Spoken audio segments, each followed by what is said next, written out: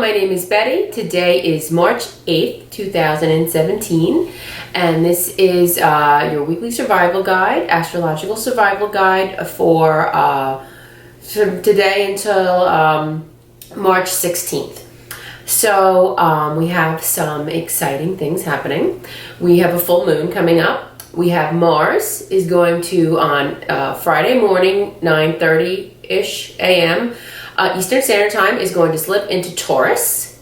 And then on Sunday, we're going to have the full moon in Virgo, and Monday morning around 9:30 a.m. Eastern Standard Time, Mercury will leave the sign of Pisces and enter into Aries. So, all this time, we have Saturn is up there at the galactic center at 27 degrees of Sagittarius. I'm going to get to this a little bit later, but I want you to also remember back when Mercury stationed at the galactic center for a couple of days, and now Saturn is there. So I will come back to that, but that's an important piece of the puzzle. So I guess we will start out by talking about Mars is going to be leaving Aries and entering into Taurus, which is, it's going to create an environment where we can slow down and start to make things real. Mars is, it rules Aries and it loves to be in the sign of Aries.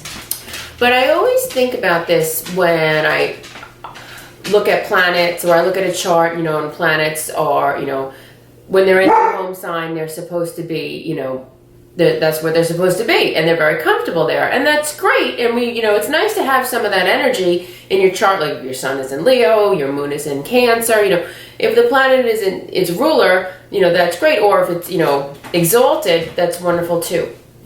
But I had the good fortune a couple of years ago of being able to take a couple of day seminar with a brilliant astrologer, one of my favorite astrologers ever, Stephen Forrest, and he said something that always stuck with me, and I was like, wow, that's really brilliant.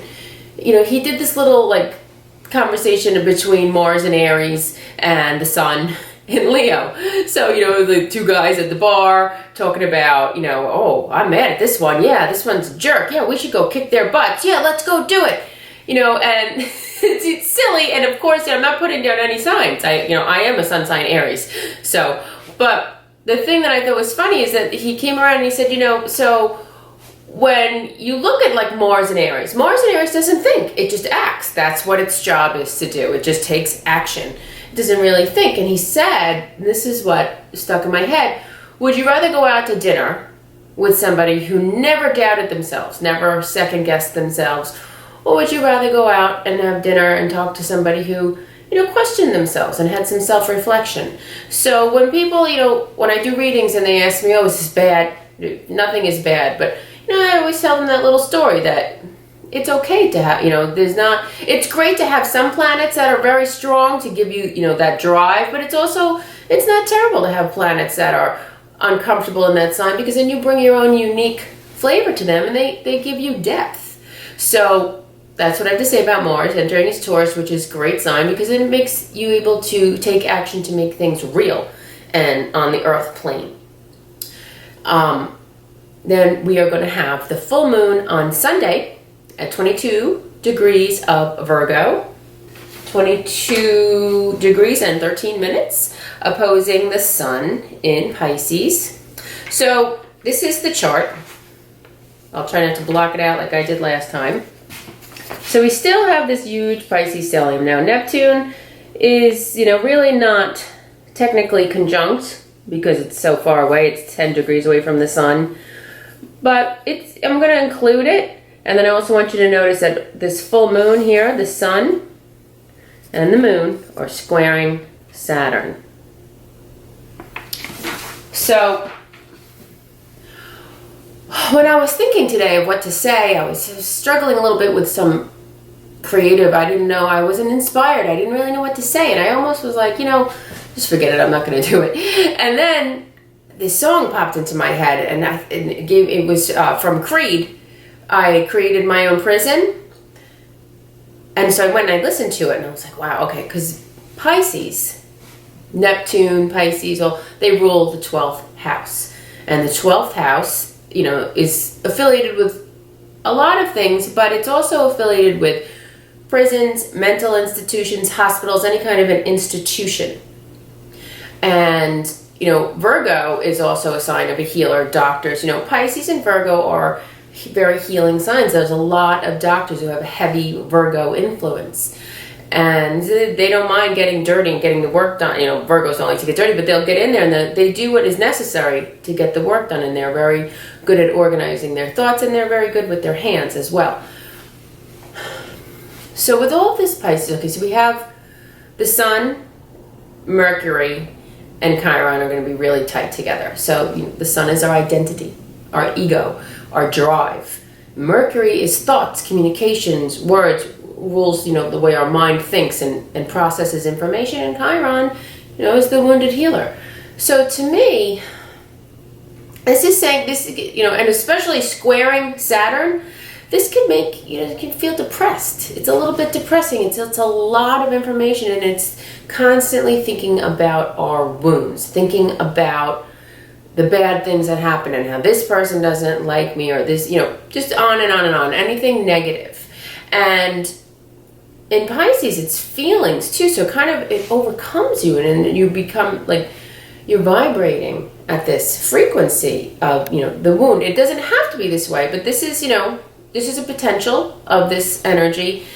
And so, of course, when there's a Pisces stellium, you're not going to see people going to get arrested. Some people lose their minds and they have to go to, get some help and, at a mental hospital, or they do, they make some mistakes and they have to go to prisons. And that is one way that it plays out when there's a heavy Pisces stellium, especially in the 12th house. Anytime there's a 12th house stellium, you would consider that as an astrologer when I'm doing reading, 9 times out of 10, this person has probably been in jail or something. But basically, with the full moon, it's going to shed a lot of light. So the moon in Virgo, and with Mars is going to be in Taurus, this is really grounding. So this gives us an opportunity to get grounded. And with the full moon, of course, there's light. So going back to the whole prison thing or the institution, when we're depressed, there's a tendency to live in our heads. And when you live in your head, everything starts to get more magnified because you don't get any other perspective. And you start to play your drama over and over again. With Chiron and Mercury and the Sun, this could be a time of digging up wounds and hurts, or things that are happening now and taking them and behaving, with like a martyr and feeling put upon.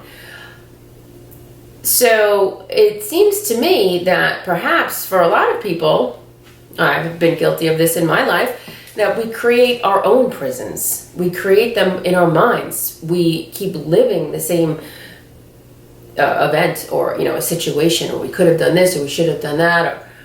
So the full moon is going to bring a lot of light to that. Now this is squaring Saturn, but Saturn is on the galactic center, right where Mercury was. So whatever we were thinking about, those big ideas, okay, that we had, November, and then when it went direct, I think it was in January that this was all going on, that Mercury was up there for a while.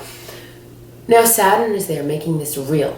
So if we can find a way to heal ourselves and get that key, with Chiron, get the key and unlock yourself from the prison and get to, clean it up. Sometimes, even just talking about it, even venting or getting out. Now the good news is, everything is going to be clearing out of Pisces. You're still going to have Neptune and Chiron there for a little bit, but that's okay. The Mercury's going to be leaving. The nodes are going to be shifting in May.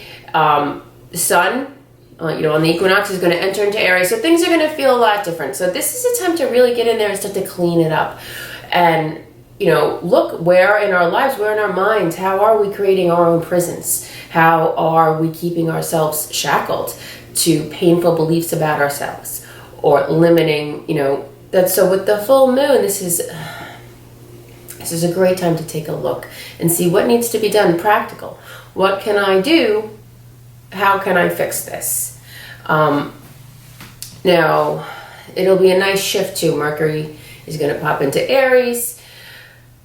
That could be, that's a little bit of a big mouth too, shooting off, quick just quick. Mercury in Aries is great. You process information very quickly, but you spit it out quickly and, without really thinking. So just be mindful of that. The moon, after it is full, is going to go on and into Libra, where it's going to oppose all the Aries, and it will join up with Jupiter. So you just want to watch your mouth about, you just want to watch that you don't like make a mountain out of a molehill or blow up. Okay, that's the only thing that we want to watch. But the energy is going to be shifting, and it's going to be nice. It's going to create, it's going to break up all this Pisces heavy baggage, heavy feelings, the guilt, the shame, the addiction. All of this it's fading away. This is all going away. So now we just want to make sure that we use it. We don't let all of this time be in vain. This will, if you're feeling depressed or you're feeling just victimized, which everybody, I don't think there's anybody in the world who can't find somebody to listen to their sad story and tell them, oh, I agree with you. That's terrible. But that's not going to do anything for you. That's not going to help you. That's not going to free you. That's not the key. So we want to stay away from that. So, like I said, I hope at the new moon, at the eclipse, I talked about, releasing it, writing all of these things down, writing down all of your pain, all of your depression, all of the things that you feel scared or sad or that just didn't work out your way, and burning them and releasing them. So now when we have the full moon, that's bringing light. So let's see, how have we done so far? And the best thing to do is to pay attention to your thoughts. Most people only have about 30 thoughts. Well, they have a lot of thoughts, but about 30 things that they think on a loop over and over again. And if you're really honest with yourself and you listen, pay attention to your thoughts. This is a great time to do it. Like this, when the moon is in Virgo on Sunday, this is a time to get very grounded and analytical. Let's detach. Let's look at my thoughts. Pay attention to how many times you think, negatively about your body, negatively about your hair. Most people, when you wake up in the morning and you take a look in the mirror, oh, I don't like my hair or my skin, I have a pimple, try to shift it. This is a great time to consciously force yourself to shift it. When you wake up, look in the mirror and say, good morning, beautiful. This is going to be a great day. Even if you feel like, oh my gosh, I just want to pull the covers over my head and stay in bed.